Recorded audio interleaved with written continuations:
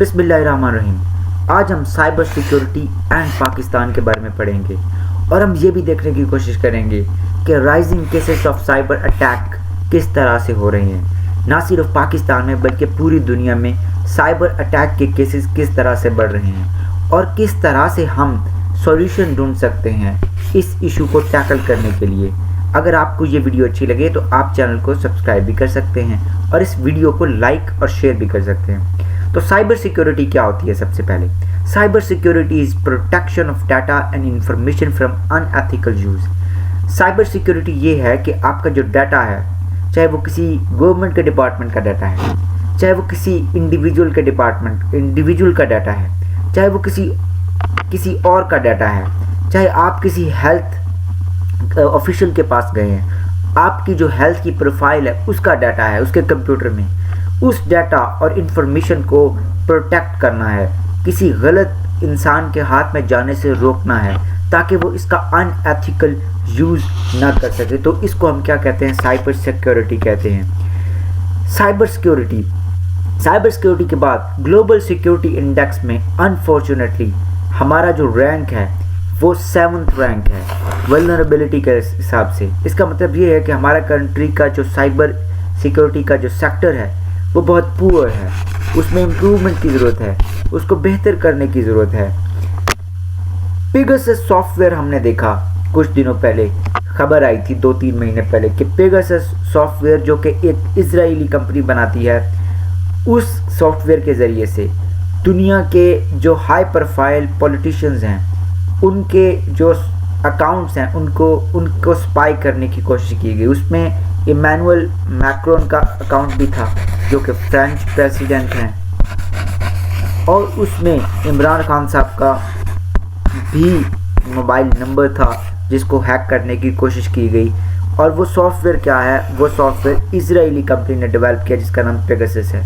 तो ये भी एक इंडिकेशन है कि हमें अपना साइबर सिक्योरिटी का जो सेक्टर है इसको इम्प्रूव करना पड़ेगा। इंफॉर्मेशन वारफेयर अगेंस्ट पाकिस्तान भी हो रहा है। फॉर एग्ज़ाम्पल, जब अफ़गानिस्तान के अंदर क्या हो रहा था, तालिबान ने अपना अटैक बढ़ाया किसके ख़िलाफ़? पंजशीर वैली के ख़िलाफ़। तो मिस इन्फॉर्मेशन के ज़रिए से पाकिस्तान के ख़िलाफ़ एक प्रोपेगेंडा वार की गई इंडिया की तरफ से। तो ये भी इस बात का सबूत है कि हमें क्या करना है, अपने सेक्टर को बेहतर करना। फिर इंडियंस क्या करते हैं? उन्होंने अपने सेल्स बनाए हुए हैं और उन सेल्स से वो मिस इन्फॉर्मेशन पैदा करते हैं और पाकिस्तान का जो इमेज है उसको क्या करते हैं? टार्निश करते हैं। तो हमें अपना साइबर सिक्योरिटी के सेक्टर को बेहतर करने की ज़रूरत है। फिर warfare use for political manoeuvring. हमने ये देखा कि 2016 में जब हिलरी क्लिंटन और डोनाल्ड जे ट्रम्प के इलेक्शंस हो रहे थे तो क्या हुआ? वहाँ पर पॉलिटिकल मैनूवरिंग की गई। किसकी तरफ से? रशिया की तरफ से। और फिर बाद में इन्वेस्टिगेशंस ने ये साबित किया कि रशियंस जो थे उन्होंने इलेक्शंस के जो रिज़ल्ट्स हैं उनको इन्फ्लुएंस करने की कोशिश की। तो अब पाकिस्तान में भी इस तरह हो सकता है कि इंडिया या यूनाइटेड स्टेट्स ऑफ अमेरिका या फिर कोई और कंट्री क्या करे, पाकिस्तान के अंदर इलेक्शंस के रिज़ल्ट को मैनूवर करने की कोशिश करें और फिर हमारे डेमोक्रेसी को डिसमेंटल करने की कोशिश करें, जो कि पहले ही एक हाइब्रिड डेमोक्रेसी है। फिर attack on critical infrastructure of Iran by Israel.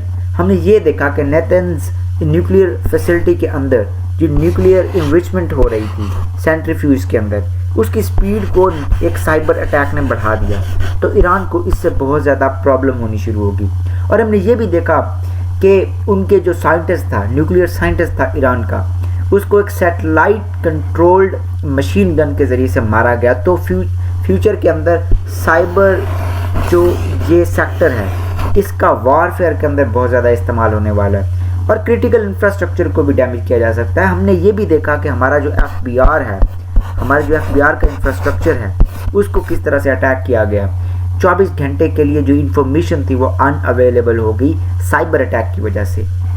तो ये भी इस बात का इंडिकेशन है कि हमें अपने साइबर सिक्योरिटी का जो सेक्टर है इसको इम्प्रूव करना पड़ेगा। FBR data became unavailable and Pakistani forces were decreed to use it in limited way।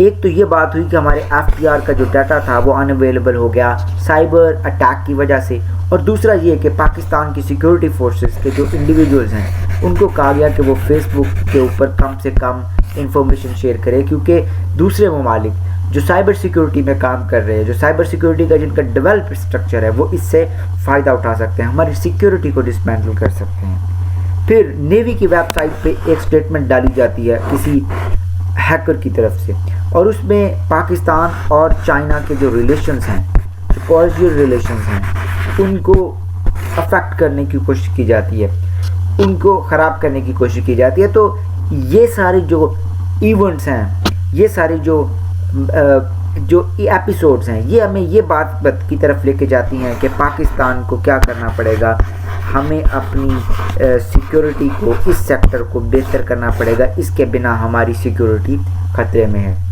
तो पाकिस्तान को क्या करना चाहिए? सबसे पहले पाकिस्तान को एस्टैब्लिश करना पड़ेगा, अपना इंफ्रास्ट्रक्चर एस्टैब्लिश करना पड़ेगा। हमें CIA की तरह, जैसे CIA है अमेरिका के अंदर, उनकी एक एजेंसी है, और उसी तरह से साइबर सिक्योरिटी इंफ्रास्ट्रक्चर एजेंसी भी अमेरिका ने बनाई हुई है, साइबर सिक्योरिटी इंफ्रास्ट्रक्चर एजेंसी। तो हमें इस तरह की एजेंसी बनानी पड़ेगी पाकिस्तान के अंदर, जो कि नहीं है अभी तक, ताकि हम क्या कर सकें, हम बढ़ते हुए साइबर इनसिक्योरिटी को टैकल कर सकें और उसको सिक्योरिटी में चेंज कर सकें। तो पाकिस्तान को इसके लिए एलोकेशन करनी पड़ेगी फंड्स की, और इसके इंफ्रास्ट्रक्चर को डेवलप करना पड़ेगा। ठीक है, तो यही है, national cyber security agency establishment is also prerequisite to tackle this issue. यानी हमें अमेरिका की तर्ज के ऊपर एक एजेंसी बनानी अभी ज़रूरी है, इस वक्त ज़रूरी है। उसके बाद local production of hardware and software to ward off menaces. जब आप किसी दूसरे मुल्क के ऊपर हार्डवेयर पे और किसी दूसरे मुल्क पे सॉफ्टवेयर पे डिपेंडेंट होते हैं, तो फिर क्या होता है, क्योंकि जब आप किसी दूसरे मुल्क के ऊपर डिपेंडेंट होते हैं सॉफ्टवेयर हार्डवेयर पे, तो फिर आपकी सिक्योरिटी में लूप होल्स रह जाते हैं, क्योंकि वो उनका तोड़ जानते हैं, उन हार्डवेयर और सॉफ्टवेयर का तोड़ जानते हैं, तो फिर वो एक एज पे होते हैं, आपकी सिक्योरिटी को ब्रीच कर सकते हैं। फिर उसके बाद पाकिस्तान को सिक्योरिटी का डिपार्टमेंट, साइबर सिक्योरिटी के डिपार्टमेंट्स एस्टैब्लिश करने पड़ेंगे। साइबर सिक्योरिटी के डिपार्टमेंट्स को यूनिवर्सिटीज़ के अंदर इस्टेब्लिश करना पड़ेगा।